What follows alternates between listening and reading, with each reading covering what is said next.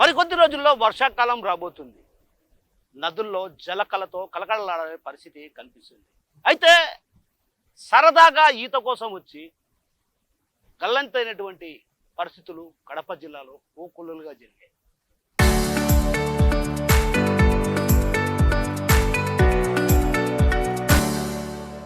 పెన్నా నది కావచ్చు, మాండవ్య నది కావచ్చు, చెయ్యేరు నది కావచ్చు, ఇలా కడప నగరంలో ఉన్నటువంటి కడప జిల్లాలో ఉన్నటువంటి ఎన్నో నదులు జలకళతో ప్రవహించేటువంటి పరిస్థితి కనిపిస్తుంది.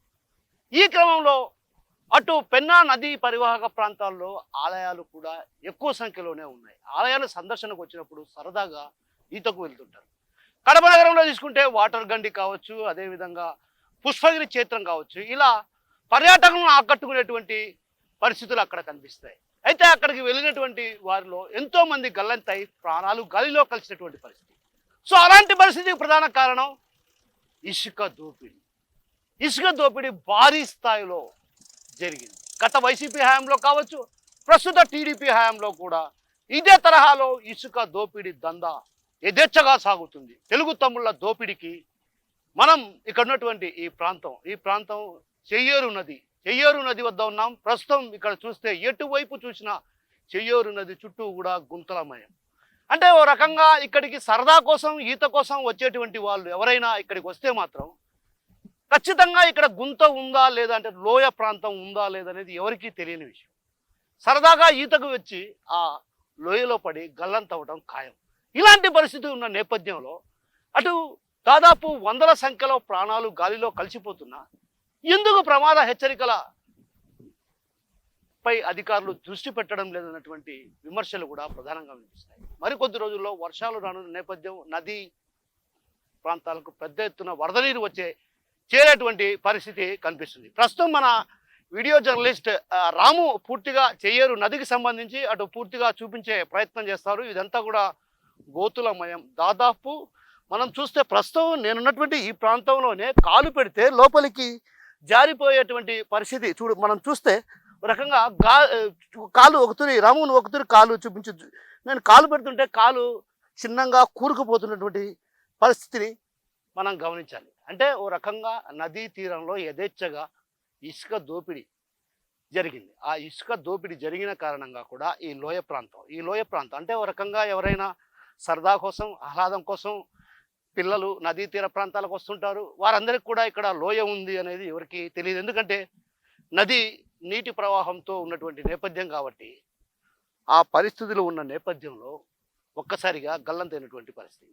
గతంలో మనం చూసాం, ఇదే రాజంపేట ప్రాంతంలో కూడా దాదాపు 7 మంది ఇంజనీరింగ్ విద్యార్థులు గల్లంతైనటువంటి పరిస్థితి చూసాం.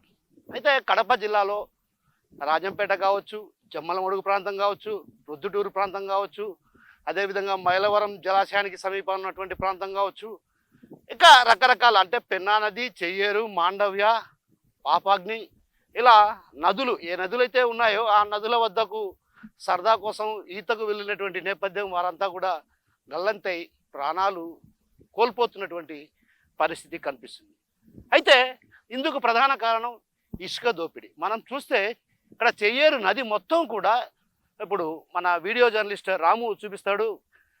నేనున్నటువంటి ప్రాంతానికి ఎదురుగానే మరో లోయ ఉంది. ఆ లోయ అంటే ఒక్కొక్క లోయ దాదాపు 50 నుంచి 40 మీటర్ల లోతులో లోయలు ఉన్నాయంటే ఏ స్థాయిలో ఇసుక దోపిడీ జరిగిందో అర్థం చేసుకోవచ్చు.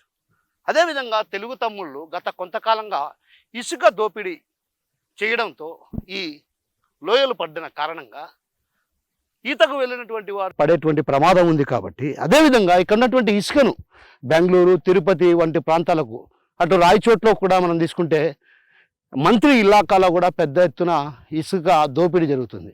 పించా ప్రాజెక్టు కావచ్చు, ఇతరత్ర ప్రాంతాల నుంచి కూడా పెద్ద ఎత్తున అక్కడి నుంచి ఇసుక తరలిపోతున్నటువంటి పరిస్థితి. అంటే బెంగళూరు వంటి ప్రాంతాలకు ఇసుక తరలించి సొమ్ము చేసుకుంటున్నటువంటి పరిస్థితి తెలుగు తమ్ముళ్ళలో కనిపిస్తుంది.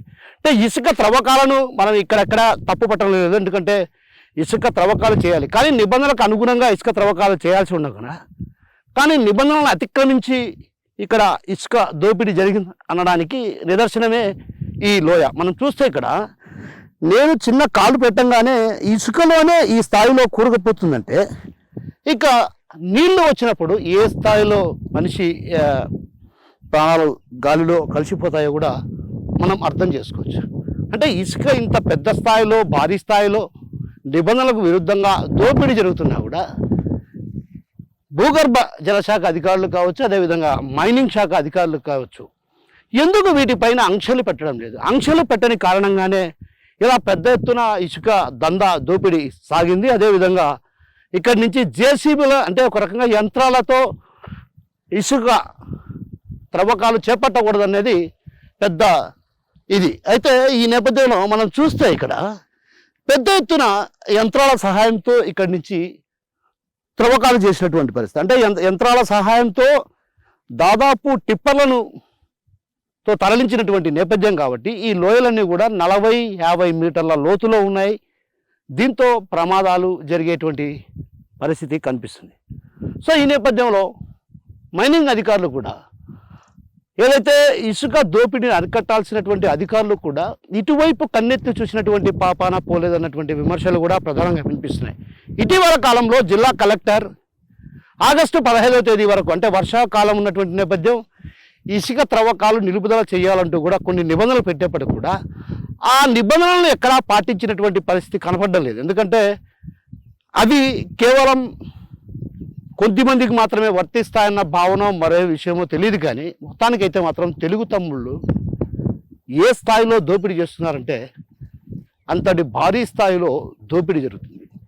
చెయ్యేరు నదిలోనే దాదాపు ఒక 100 కొద్ది లోయలు ఉన్నాయంటే ఇక ఇతర ప్రాంతాల్లో పెన్నా నది కావచ్చు, అదేవిధంగా ఒంటిమిట్ట ప్రాంతంలో ఉన్నటువంటి ధ్వర్జీపల్లె ఇసుక క్వారీ నుంచి కూడా పెద్ద ఎత్తున ఇసుకను రాత్రి సమయాల్లో టిప్పర్ల సహాయంతో యథేచ్ఛగా దోపిడీ చేస్తున్నటువంటి పరిస్థితి. అంటే ఒక రకంగా క్వారీల నుంచి ఇసుక త్రవ్వకాలు చేపట్టాలంటే ఇది సాధారణంగా రాష్ట్ర ప్రభుత్వం, టీడీపీ ప్రభుత్వం ఒక గొప్ప నిర్ణయం తీసుకుంది. ఏదైతే పేద ప్రజలకు ఇల్లు కట్టుకునేటువంటి వారికి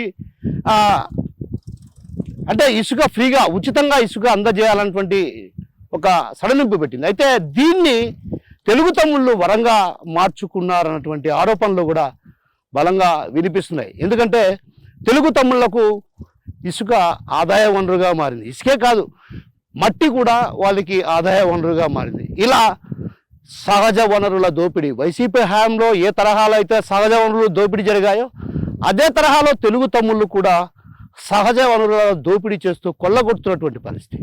ఓ రకంగా కొల్లగొట్టేది విషయాన్ని పక్కన పెడితే నదీ తీరాల్లో పెద్ద ఎత్తున లోయలు ఉన్నటువంటి పరిస్థితి కనిపిస్తుంది. కాబట్టి ఆ యొక్క ఏదైతే ఈ లోయ ప్రాంతంలో తెలియని వారు ఇక్కడికి వస్తూ ఉంటారు. అంటే సుదూర ప్రాంతాల నుంచి సరదా కోసం, ఆహ్లాదం కోసం ఈ ప్రాంతానికి వస్తుంటారు. కాబట్టి వారు అంతా కూడా ఇక్కడికి వచ్చినప్పుడు అంటే సుదూర ప్రాంత వాసులకు ఇక్కడ లోయ ఉందన్న విషయం తెలియదు. కాబట్టి ఖచ్చితంగా ఆ లోయ లేని పరిస్థితిని చూస్తే ఒక్కసారిగా ఆ లోయలో ఉంది, ఇక్కడ లోయ ఉందనే విషయం ఎవరికి తెలియదు. ఎందుకంటే నదీ తీరాల్లో నీటి ప్రవాహం ఎక్కువగా ఉంటుంది కాబట్టి ఇక్కడ లోయ ఉండే విషయం ఎవరికి తెలియదు. కాబట్టి అలాంటి సందర్భంలో ఎవరైనా ఈతకు దిగితే మాత్రం వారి ప్రాణాలు గాలిలో కలిసిపోయేటువంటి పరిస్థితి.